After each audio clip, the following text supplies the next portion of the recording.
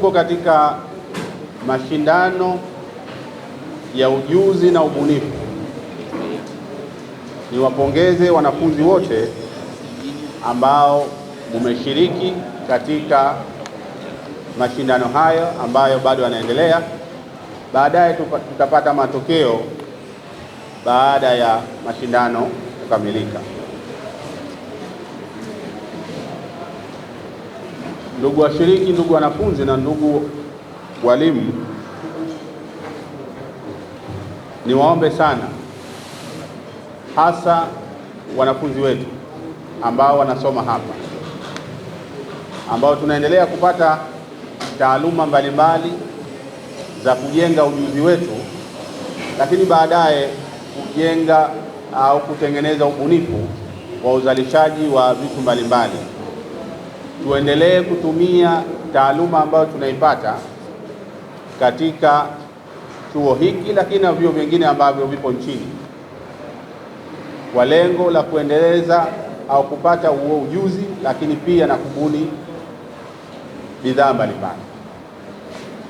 Lakini pia kama ambavyo mkurugenzi amesema hapa, baada ya kukamilisha mafunzo yetu ambayo tutalazimika kurudi kwenye maeneo yetu kujishughulisha na kazi mbalimbali, iwe ni zile za kuajiriwa katika taasisi za serikali na taasisi binafsi, lakini pia na zile kazi ambazo tutazifanya sisi wenyewe kwa maana ya ajira binafsi.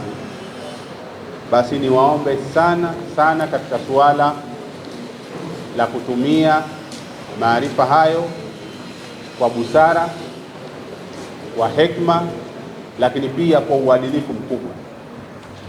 Moja ya changamoto ambayo tunakumbana nayo sasa kwa wanafunzi wetu na wahitimu wetu katika vyuo na taasisi mbalimbali za elimu ya juu baada ya kuajiriwa ni suala la nidhamu na uadilifu. Kila mmoja anakimbilia kupata zaidi ya kile anachostahili kupata, lakini pia tunapungua suala la nidhamu. Nidhamu kwa wale tunaowahudumia katika maeneo hayo, lakini nidhamu kwa wanaotusimamia kazi katika maeneo tunayofanyia kazi. Hii ni changamoto moja kubwa ambayo tunayo. Sasa niwaombe sana, baada ya kukamilisha mafunzo yetu hapa kwa muda ambao tutakuwepo, tutakaporudi kule tujue hilo ndiyo suala pekee litakalotusaidia kuweza kunufaika na kile ambacho tumekisoma. Ukiwa umesoma, umehitimu, baadaye ukaajiriwa au ukajiajiri, ukakosa nidhamu, basi maendeleo yako na mafanikio yako yatakuwa ni madogo sana. Hakuna mwajiri wowote anayependa kufanya kazi na mtu ambaye nidhamu yake iko chini sana. Na hiyo nidhamu, kama nilivyosema, ni kwa tunaowatumikia, kwa maana tunawapa huduma, ni kwa wanaotusimamia, lakini hata nidhamu ya matumizi. Mheshimiwa mgeni rasmi, kwamba ujuzi inakuwa ni uwezo wa ufundi ambapo mtu au kijana anaupata kupitia kujifunza au kufanya mazoezi au uzoefu. Na huu ujuzi uko aina nyingi. Sisi vyuo vya mafunzo ya amali tunatoa ujuzi wa aina tofauti kupitia ufundi, lakini pia kuna ujuzi wa sanaa na mambo mengine kama haya. Kwa hivyo ujuzi ni kitu ambacho ukikipata ukakitumia vizuri kinazalisha ajira, na ndiyo lengo la serikali yetu ya Mapinduzi ya Zanzibar kuona kwamba tunawaandaa vijana kwa lengo la kujiajiri.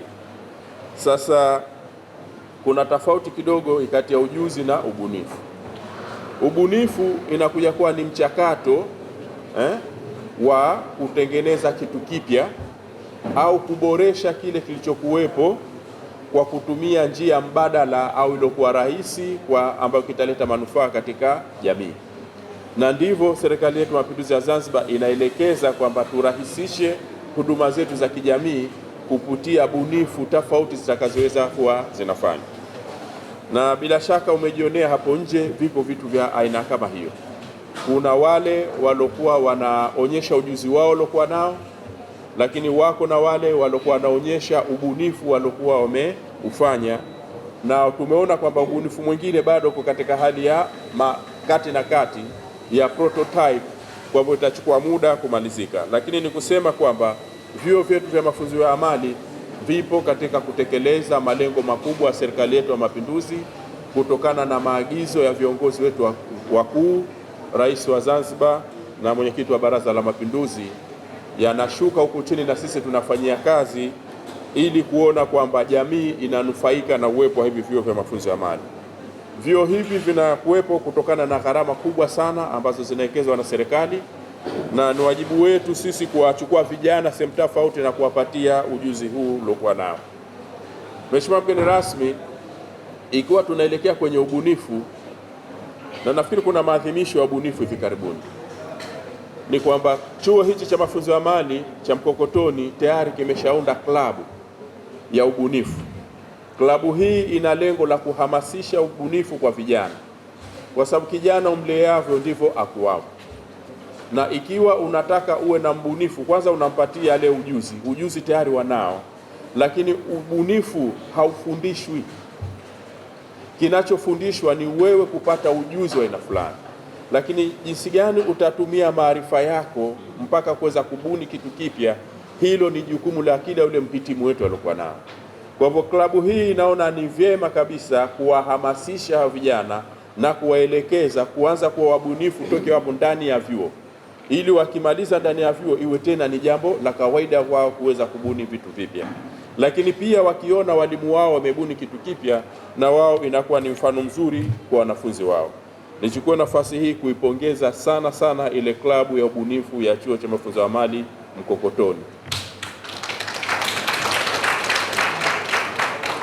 Bila shaka watakuwa wamewasha tochi na vile vyuo vingine navyo viweze kufanya vitu kama hivi, na sisi kama mamlaka tutachukua juhudi yao na tutaweza kuona jinsi gani hii klabu ya ubunifu hapa tutaweza kushirikisha, kutambulika na zile mashirika ya kazi ya kimataifa, ili zile kazi zifanyike na waweze kupata incentive fulani ya kufanikisha zile kazi zao. Wakati tunaelekea katika kuwapokea vijana wanaotoka katika mkondo wa mafunzo ya amali kulingana na ile sera ya mafunzo ya amali, ambayo sera ile, ndugu mgeni rasmi, inaonyesha kwamba kuna baadhi ya wanafunzi wakishafika form 2 watakuwa kuna mkondo wa kwenda katika mafunzo ya amali kuweza kupata mafunzo hayo ya amali, na tunategemea kwamba karibuni tunawapokea vijana hawa. Na ndiyo maana sasa mashindano hayo ya ubunifu tukasema kwamba vijana hawa nao pia tuweze kualika kutoka katika maeneo ya skuli za jirani, ili waweze kuja kuona ubunifu, lakini pia ujuzi unaofanywa na vijana wa vyuo vya mafunzo ya amali, na ifikie hatua kwamba wale vijana watakaoletwa katika ule mkondo wa vyuo vya mkondo wa amali wasione kama wameenda sehemu ambayo sio sahihi, waone kwamba wamekuja katika sehemu sahihi na watapata ujuzi wa kuweza kuwasaidia katika pilika zao za kazi za kawaida.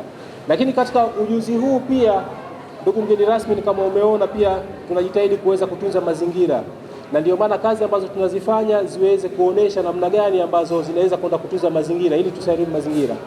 Lakini pia katika kazi hizo pia tulikuwa tunajaribu kuangalia ni kwa namna gani kwamba kitapatikana kitu cha kuweza kuisaidia jamii ili kuweza kupunguza sasa ule msongamano wa vijana ambao hawana ajira huko nje. Na kazi nyingi ambazo zimefanywa ni tosha na ni fursa ambazo vijana wetu wakimaliza wanaweza kwenda kujiajiri huko nje. Tunasema Mkokotoni baba lao, na hongereni sana kwa kujitahidi, lakini pia kuja na wazo hili la kusema kwamba tufanye kipindi hichi ambacho mkuu wa mkoa mpya, lakini kwa sasa si mpya kwa sababu tayari ameshakuwa mzoefu wa sehemu nyingine kuweza kufanya kazi, lakini kwa Mkokotoni tumemkaribisha vizuri sana katika uzinduzi huu wa ujuzi wa mashindano ya ujuzi pamoja na ubunifu. Ndugu mgeni rasmi, ni kuhakikishia ni kwamba tumeanza Mkokotoni, lakini tunategemea kwamba tutaendelea katika vyuo vingine vya maeneo mengine.